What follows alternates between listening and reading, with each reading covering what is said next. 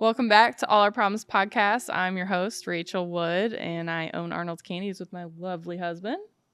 I'm Griffin. Yep. It's a Arnold's Candies sponsored podcast. I'm super excited about our guest today. He was actually on our podcast before, but we lost all of his audio, sadly.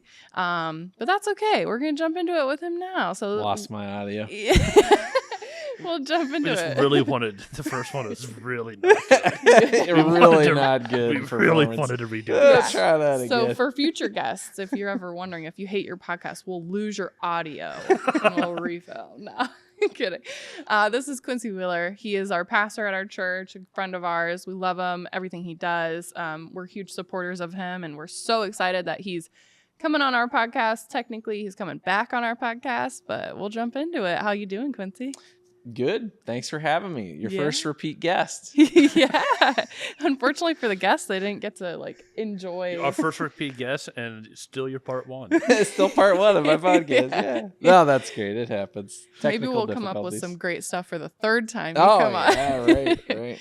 So let's jump into it. Let's talk a little bit about the church, and also give a little bit also background on the other stuff that you do as well, and we'll just jump right in. All right. Well, as Rachel said, I'm a pastor at Cuyahoga Falls Church of the Nazarene, where Rachel and Griffin and Grayson go, and Rachel's mom too. And we love having them all there. We're a church in the Falls, part of the Church of the Nazarene denomination. Church has been there for a good bit of time, and just trying to make a difference in the world in our own little community there.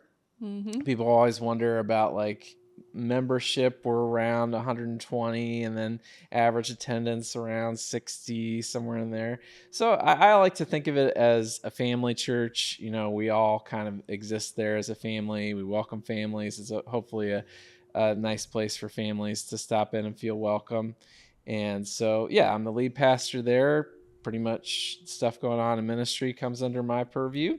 And then aside from that, I'm a husband and a dad of 4, and husband of 1, dad of 4. I was gonna say how many? Just to be four clear. for which one? Just to be clear. Okay. Chelsea's watching this yeah. what is that? Nope. Well, I got my one and only. It's Chelsea. And then I also run a Cleveland Guardians blog for SB Nation. So those are the things that I do for my work.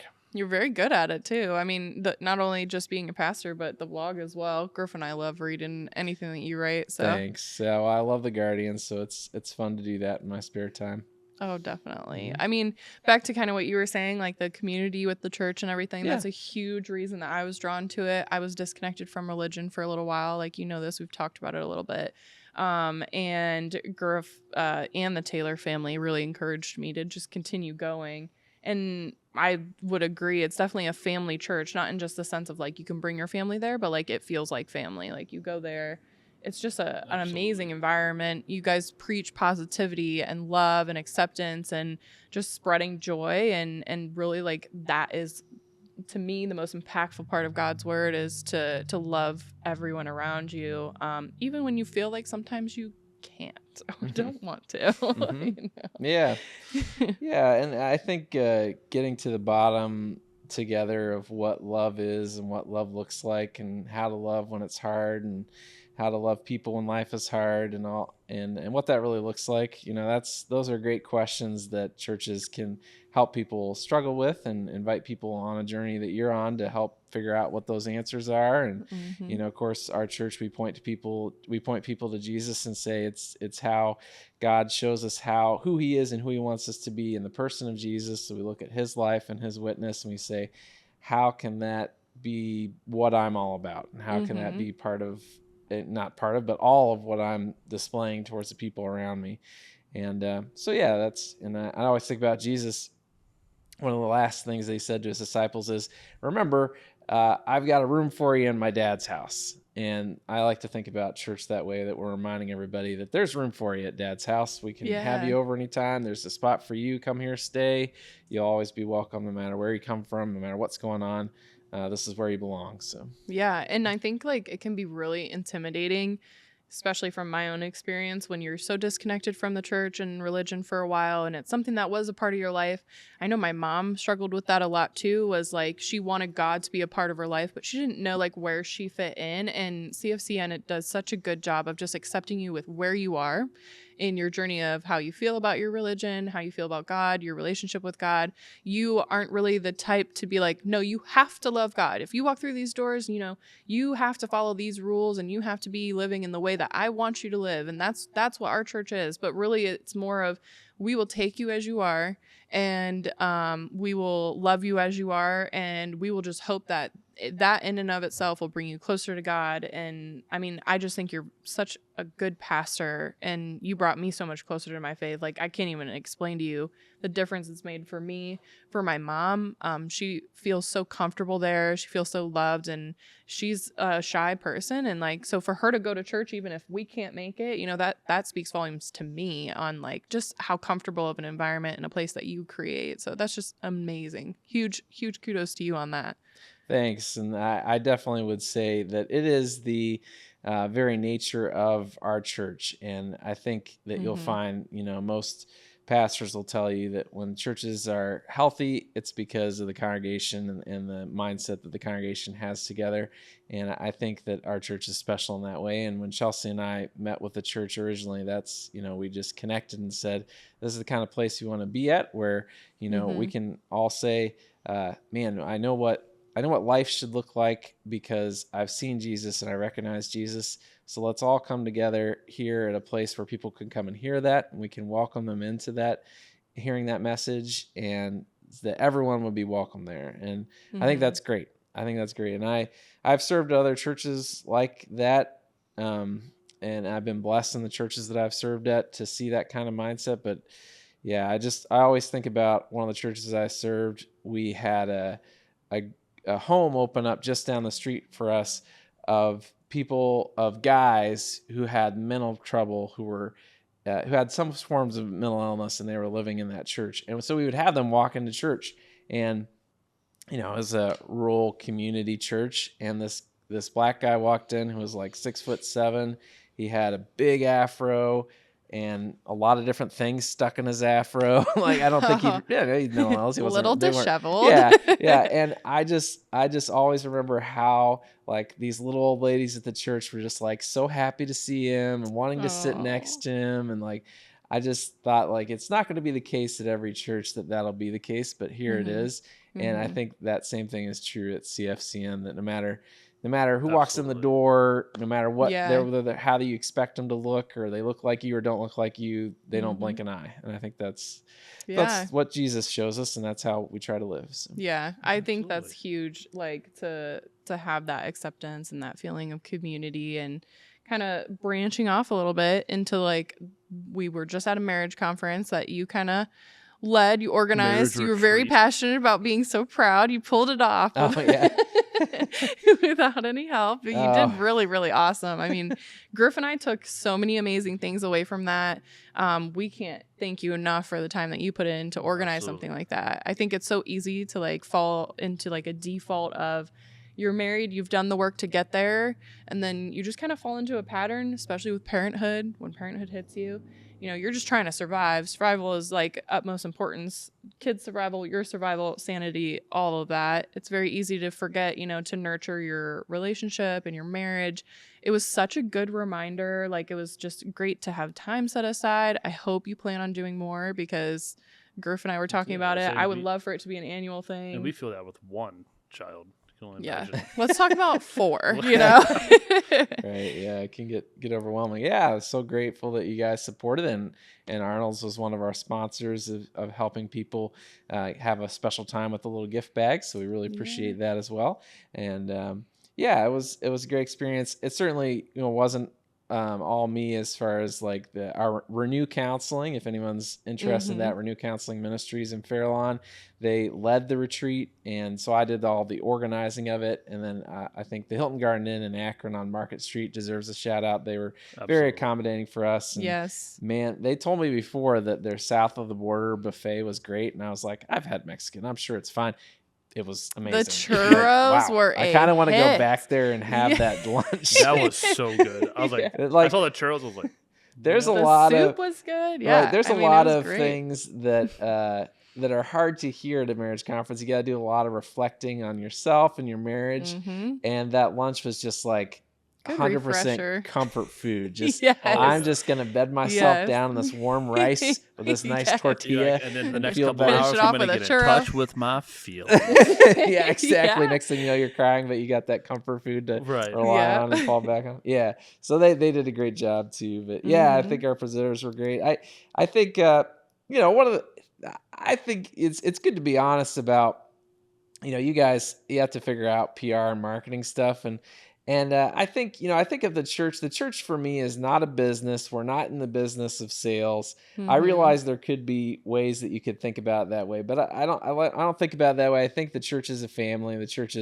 We're just trying to make a place where everybody's families are connected together as one family, and that's what our purpose is. We're existing in our community, like I always say. I want people to say about Cuyahoga Falls Church of the Nazarene, that's a church that will do anything they can to help. If people will just think about us, they'll do anything they can to help, then I think we're on the right track. But I do think that we have to recognize the fact that we're probably not in the time period where like our overall positivity scale for churches is super high in the world. Like there have been some problems, obviously. There's, scandals or whatever, but then there's, I see a movement of saying, hey, the churches need to be tax exempt, or all these different things that people are frustrated with religion for a whole variety of reasons that I will not get into on the whole rightfully podcast. So. Yeah. I'm sure I affirm everyone holding religious institutions accountable. I affirm everybody asking questions about their faith.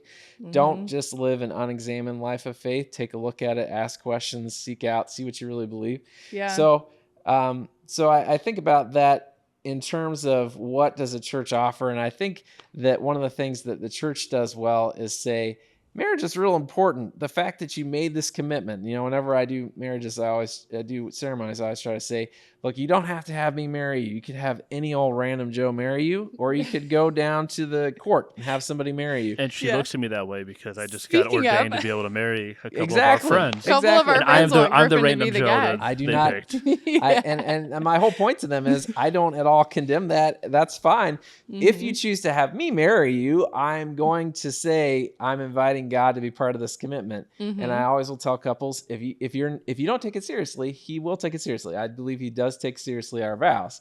So when we have marriage conferences, what we're saying is, man, this was a pretty important commitment you made. How can we make sure that we support you on living up to that commitment? And I don't think think about things economically or like pluses and minuses.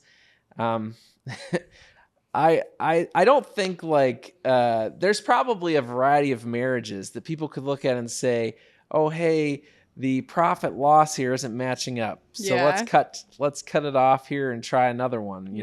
That's very much a way you could look at things.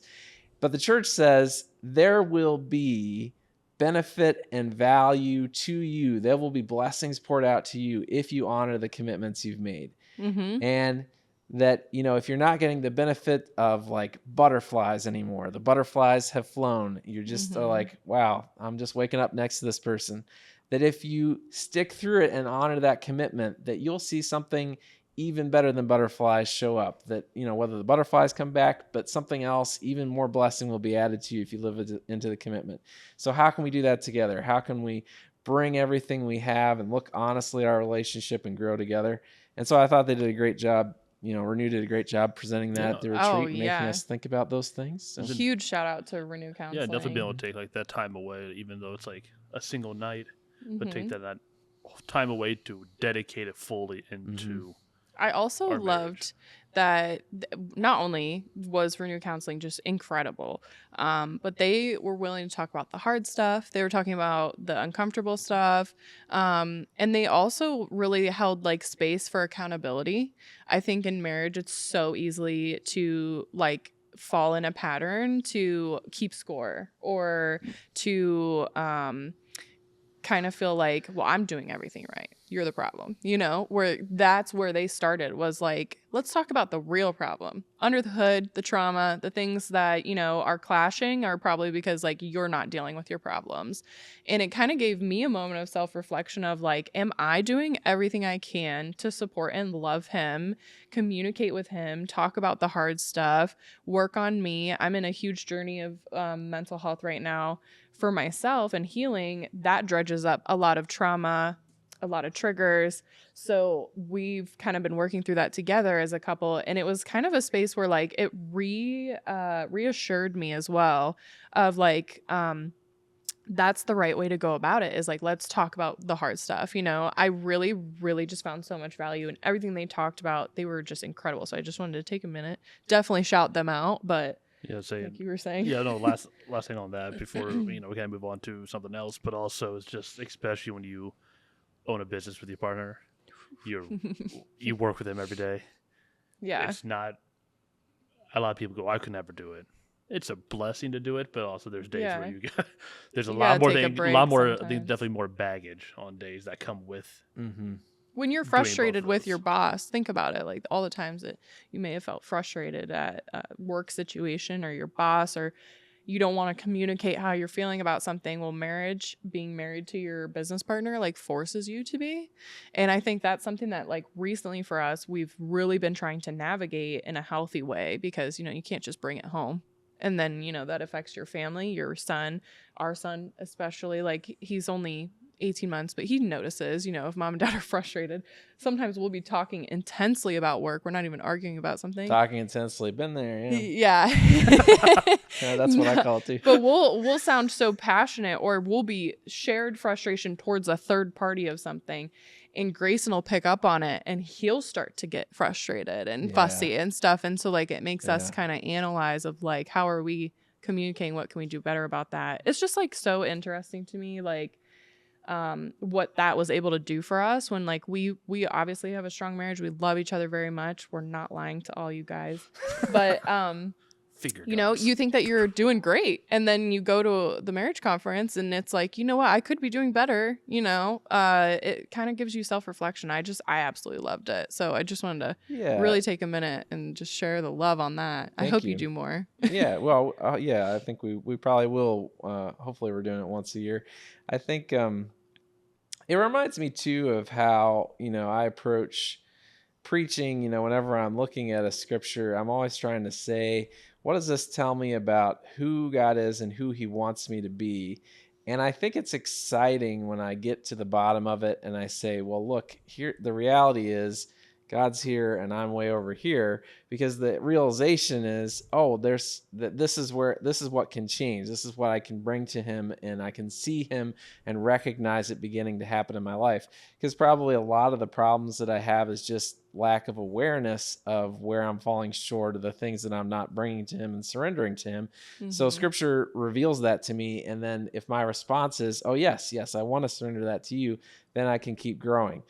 So if the same thing can happen in my marriage, if I can not take Chelsea for granted, if I can not take our relationship for granted, if I can make the choice. Someone told me before I got married, gave me great advice and said, make the choice every day to be actively fascinated with your partner. So if I can make that choice every day to be actively fascinated with my partner, then we can grow in our relationship. Mm-hmm. And I guess, one of the frustrating things about marriage is that it turns out you've married a person. You haven't got a book and read it.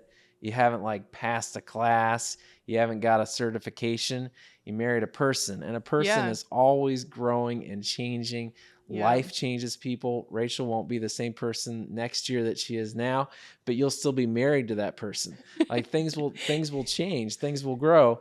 And the question is, how are you going to fully love that person who isn't the same person that you married 7 years ago? Absolutely. I mean, at her core, I think at our core, there is something, obviously the foundation of who you all are, but we're always changing. We're human beings. We're going to change. We're creatures on this earth. We're going to age for one, and we're going to time is going to change us. Events are going to change us. Life changes you. The only way to truly and well love that person is to be open to change yourself and to realizing how that person is changing and how you can love them. And I think I think that Christianity for me is such a great key to that, because Christianity says that you find life and death, that the things that change and the things that die and the things that you lose can actually be benefit and gain for you in Jesus, and that Jesus, the story of Jesus' life, his incarnation, his crucifixion and death, his resurrection is that story, and it can be lived out for me in each and every day. So if I can embrace that and bring that into my marriage, into the way that I treat my children, and into my job, then I'm going to be the best kind of creature I can be. It's kind of like that thing of the things that die can give you life. Yeah. Same way of there's certain habits, thought processes, things, people in our lives that may die, but also at the same time, there's going to be something that comes out of that, and hopefully for the good. Yeah. I think a lot of it does come back to what you believe, how you take that in stride, and not let it, turn to worldly devices. Exactly. Yeah. In order to cope with those things. I think for me too is like there's so many moments in my life where I was trying so hard to make something work, and it just would not work for whatever it was, engineering or anything. And then I look at where it had turned me towards, and I think a lot of it is just like being willing to like follow that and having that blind faith of you're not going to have the answer. God's not going to expect you to have the answer. You shouldn't, he only knows your real path. And there's so many days I struggle with that even now of like, I want this to be what I do, or that I want this to be my path. And then, I'll catch myself and I'll realize, you know what? You lead the way. And there's a huge freedom in that too, of like accepting that what happens to me is going to happen to me, whether it's divine intervention and God's purpose for me or not, or it's just life happening to me. It's just a beautiful thing to be able to have that faith and just understanding of like my path will be my path. That's great. Yeah. Sounds a little bit like something I try to tell people is that I think faith can give you the reminder of the simple virtue of obedience, like that there is joy and fulfillment to be had in just obeying.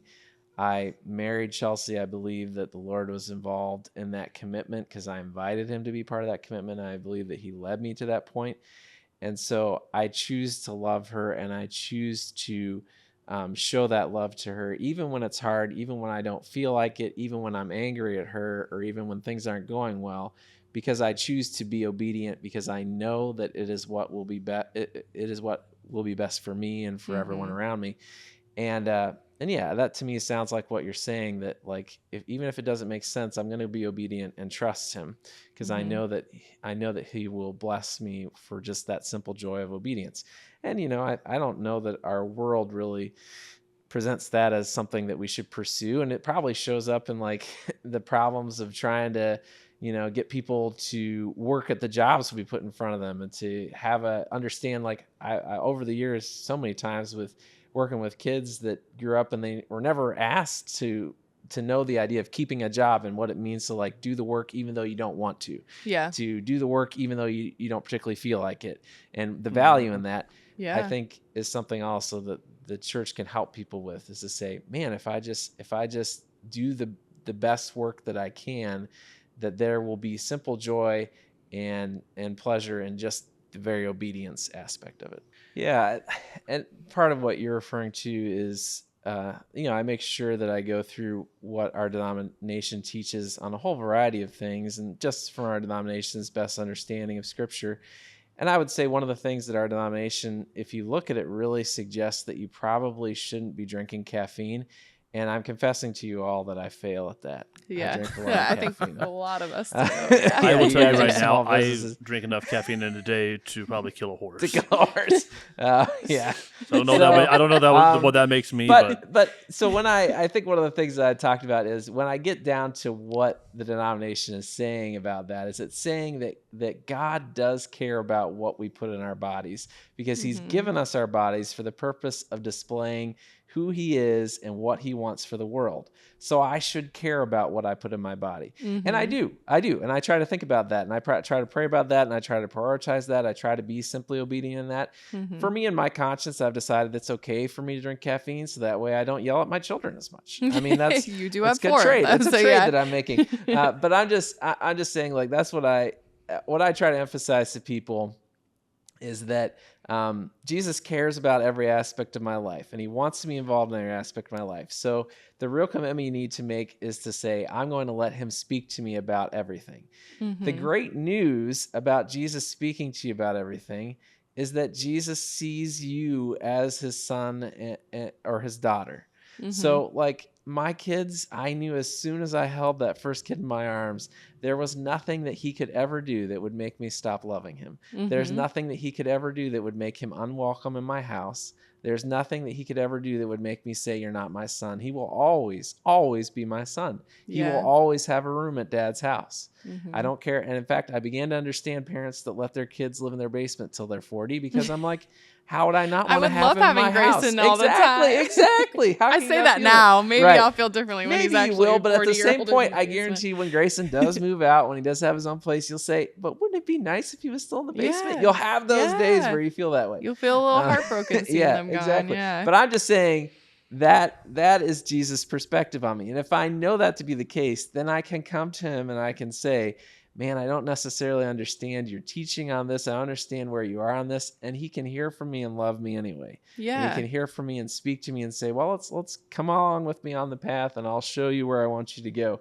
And so hopefully everybody knows that to be the case. And becoming a pastor. How I want to hear about that story. Path like getting into that?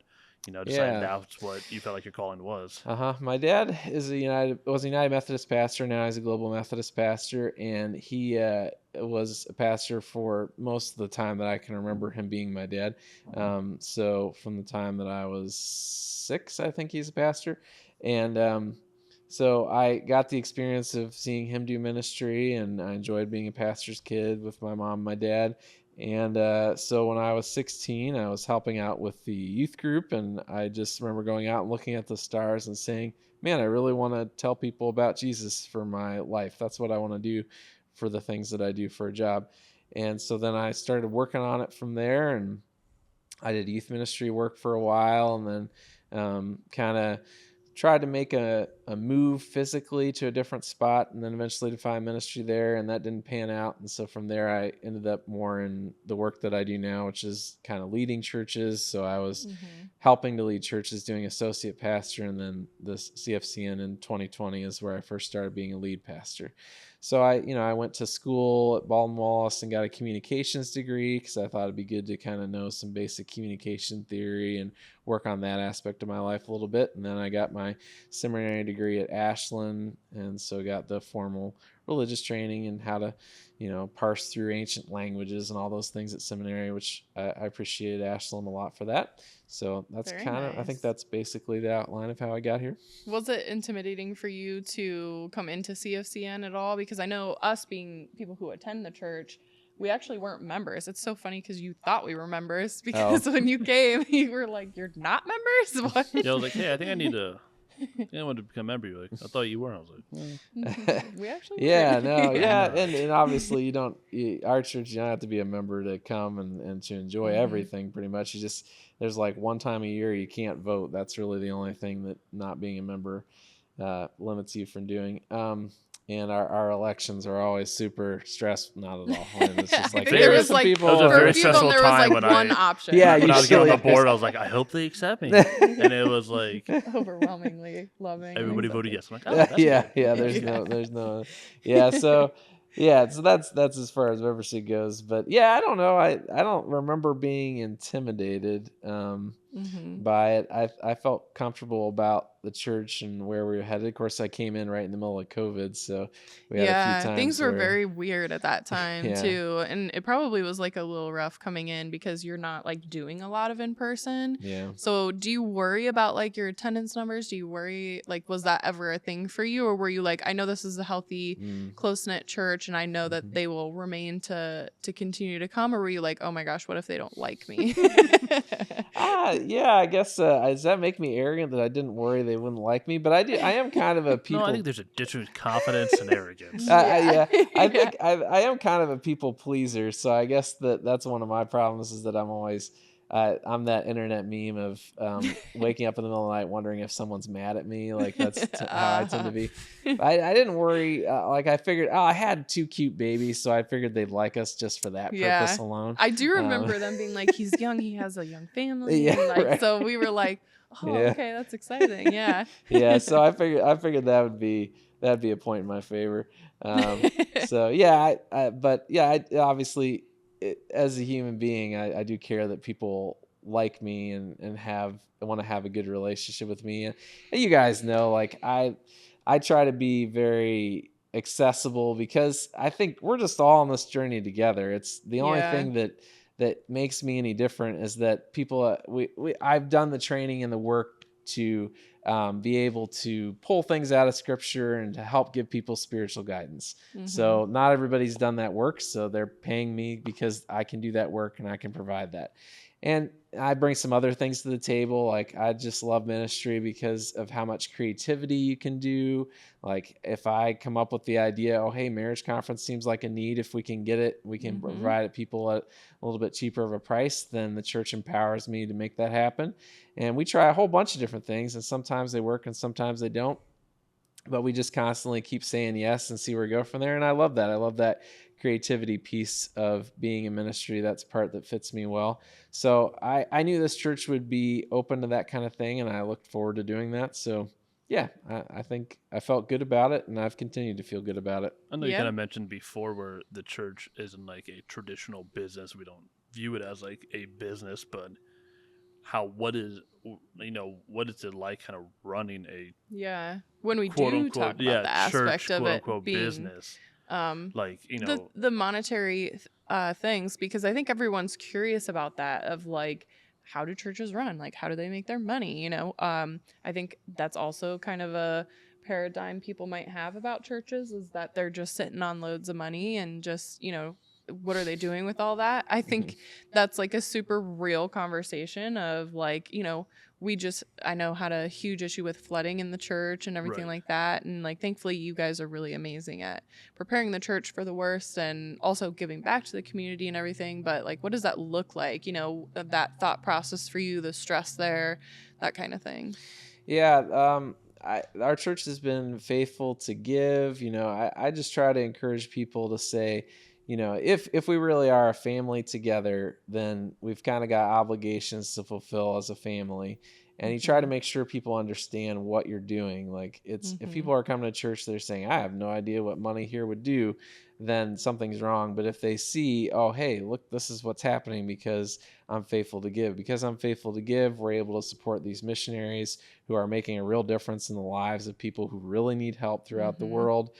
Because I'm faithful to give, the church is able to do a marriage conference. They're able to provide all these events and services for kids. We're able to open up our gym to our soccer community and all these different things. If people see that, then they're like, okay, I understand why it's a priority for us to make sure as part of our family budget that we give God our first and our best. And obviously, you're not sending a check over to God when you make a check to CFCN. But what you're saying is that address this. Make sure this to God. Yeah, right. When you're come to CFCN, you're saying this is where I think God wants me to be a part of this family of doing His work on this earth. And so Chelsea and I, of course, we look at our budget and we say, okay, here's what we're going to make in a year. We're going to give God 10% of that by giving to the church and what He's doing there. And we I just try to make it so that when I talk about it, I mention how excited we are about what we're doing. And that's what I think about. That's the easiest bill to pay because I know it's going for great things. I know that I'm excited about the work that's happening. And I know that nobody at CFCN is trying to, use money for anything but doing all kinds of great things in the world and make great things happen for people that need help. Yeah. So. And right now you're kind of like funding too, or I know you're at least thinking about it, like the next mission trip. So do you want to talk about that a little bit? I want to hear a lot about it because I'm still on the fence of like leaving my little guy behind, because when Griff went last time, I mean, we didn't really get to talk a whole lot. It was super hard for me. I loved having him come back, hear all the good you guys did. I don't regret him going at all. But part of me is stuck between the aspect of him saying, it really is truly a life-changing experience of like, you see this, you feel so differently about this. Like it does change you. And for me, I want that so badly, and I do still get caught up in that's scary. That's uncharted territory for me. I've never gone on a mission trip or anything like that. So like I'd love to hear more about the next one that's planned and everything like that too. Yeah, we'll have the details for everything down as we get towards the end of the year, but 2026 in January, kind of just after the New Year's, we're going to go down to Jamaica for a week, and we're going to help some places that have been impacted by the hurricane, by the hurricanes that have come through, as well as some populations that are just really poor and just need some assistance, whether it be medical or whether it be food or whether it be just construction, those kind of things.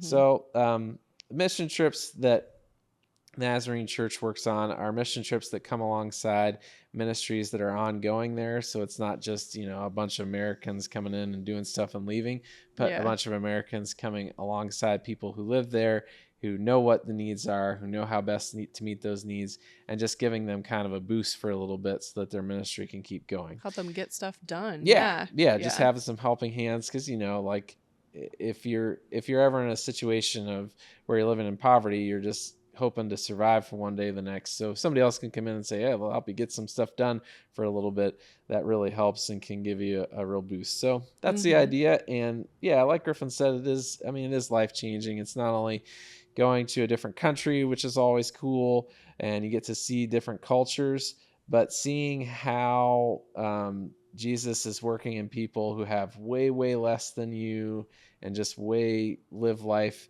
on a different level, but just rely on him in every moment of that. There's there's real anointing in that experience, as Griffin can say. We can all think about those little mountain village Guatemalan women just crying and praying over us, and it's like, man, I don't deserve this. I can't believe I've got a little Guatemalan. When I think about it, still, it's like you still get goosebumps thinking about that moment of, where,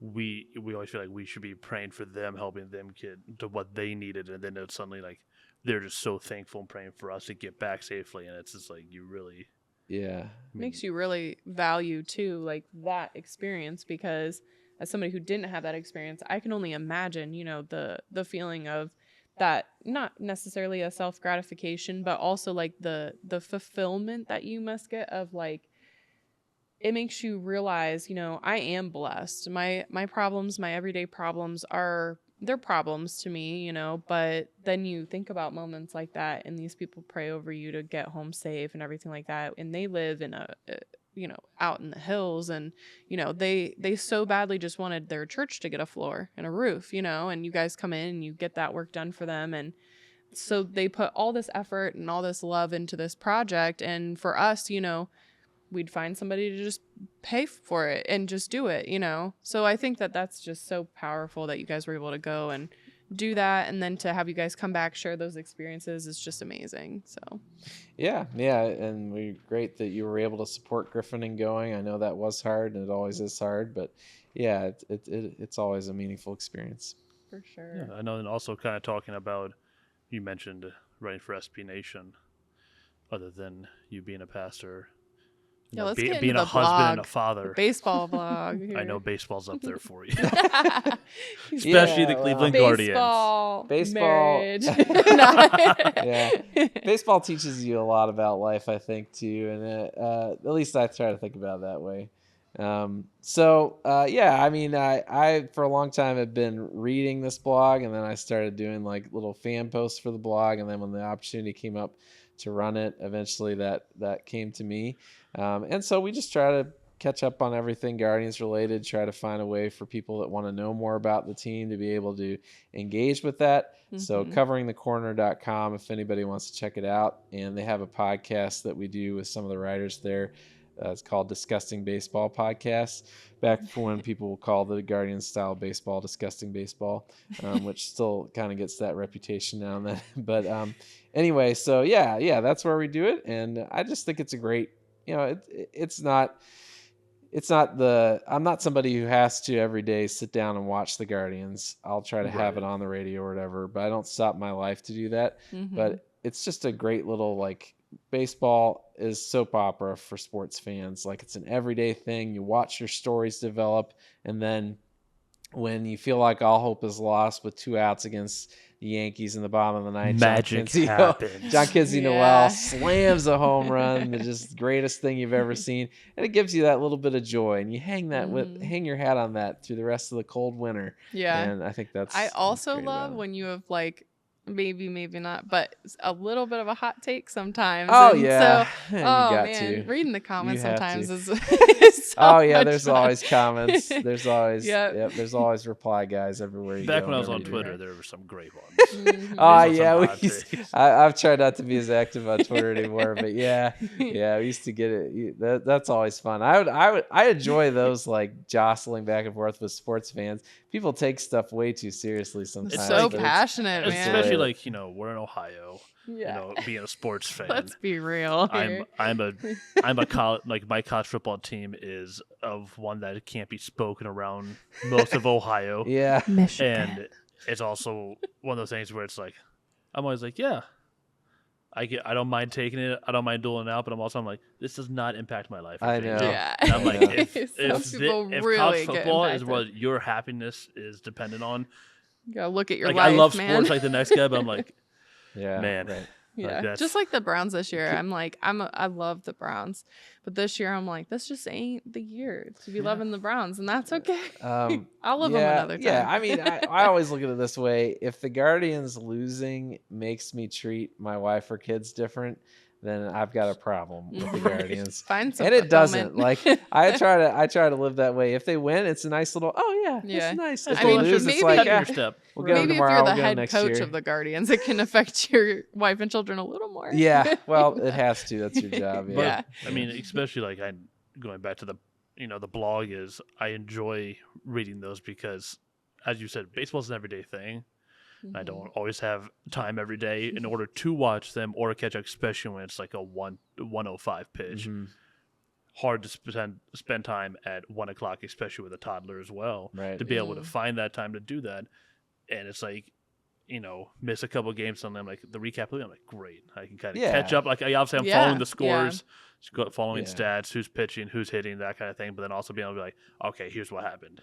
Yeah, and we have a lot of great local writers. Definitely shout out those. We have a few folks from the Akron area and some folks that live out of state that write for us, and they all do a really good job. And it's not like if you're running a sports blog or writing for a sports blog that you're making tons of money off of that. So these people do it for love of the game and Just for passion, the joy of getting a chance to write something. So yeah, coveringthecorner.com. It's a great place to check out Guardian stuff. Awesome. Well, thank you so much for coming back on, Quincy. Mm-hmm. I know that we talked about a lot of different First time things. being on. Right. Oh yeah, First time. First being time you guys on. will have seen it. Yeah, and so yeah, for the church, if you guys want to check out CFCN.org, that's our website. You can see the information about that. Find us on Facebook. Those are the two places where you want to meet us in person. Come and meet Rachel and Go to our Griffin in church. person. But I do not sign autographs on Sundays.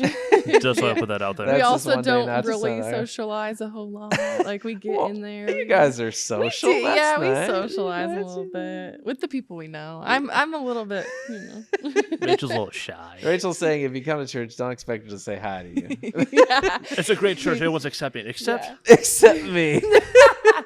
No, it's just I have to be encouraged to be the first to reach out. I like my comfort place, and church is a comfort place for me. So if there's a new person there, Quincy and Chelsea usually say, "Hey, they're new. Go say hi," and I'll have to drum up the courage and be like, "Hey, welcome," and I might come off a little. Someone will welcome you. Some of us are introverts, some of us are extroverts. Someone will welcome you at our church. And on Sunday, I heard a couple of our older guys. They have a place they always like to sit, and they came in and somebody was already sitting there. And I heard one of them say, "Hey, there are people sitting in our seats. So where do you want to sit today?" So it wasn't like so nobody there is like, "Oh, you took my seat." They're like, "Oh, okay, we're gonna sit somewhere else." You know? I have it's even wanted- better if somebody's sitting there because that means they're newer to the church. They're not following the same patterns. Yeah. Trying Sometimes something different. putting us outside that comfort zone is like, hey, I And- can see new things, meet new and a people. lot of people listen to this, I'm sure, aren't in Cuyahoga Falls, but just know that everywhere you look, there's a church. There's a that feels CFCN like out that. there for you. Yeah. Yeah. The other Also, day I was walking on Facebook, we can follow. You can watch all. Yeah, the if live they do it sermons. live on Facebook too. Yeah, the other day I was walking through a local park, and there was this little older lady who was walking her basset hound. I love basset hounds, so I stopped and talked to her about her basset hound. And this is her 7th basset hound that her and her husband have had. Her husband died a year ago. So we talked a while, and she just said that all that she does is she has a little part-time job, and she goes out and walks her dog, and she doesn't talk to anybody all day long. And I said, well, you just come on up the street to our church. You want to chit chat? Yeah, got the place there's for you. people that will care about you. Yeah. And so to me, that's the big thing. I encourage people to check out comes. local churches, because there's a family there, and if you need somebody through any time of life, that's where you want to go. If you're lonely, it's a great place to be. I know. Or if you're happy. If you're happy, if you want happy, lonely, you want to definitely, share love. Yeah, but also if you like have something that you want people to celebrate. I mean, also like if you're running the business, how many things have we been able to do together already? Yeah, we love to support business? CFCN.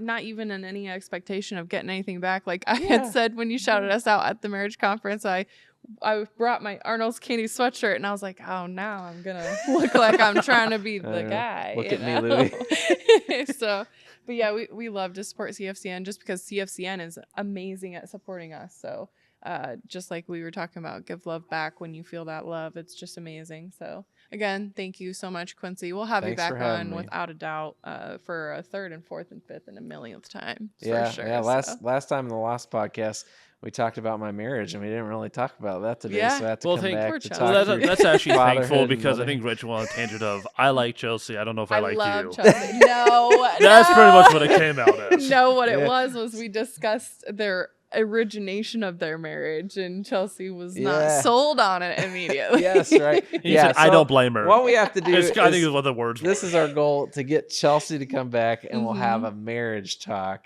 Yes. And that'll be good. Yeah. I want to hear about mothering 4 children. Not that fathering 4 children is not hard or anything like that, but I think moms are out there just catch us quick on a podcast before we lose our minds. That's all I have to say. Or maybe it'll be better podcast after we lose our minds. Or that's going to be great content. Both of you in straight jackets over there looking cozy. Well, thanks for having me, guys. Absolutely. We'll have you back, of course. Absolutely. So thanks so much. And that's a wrap, everybody.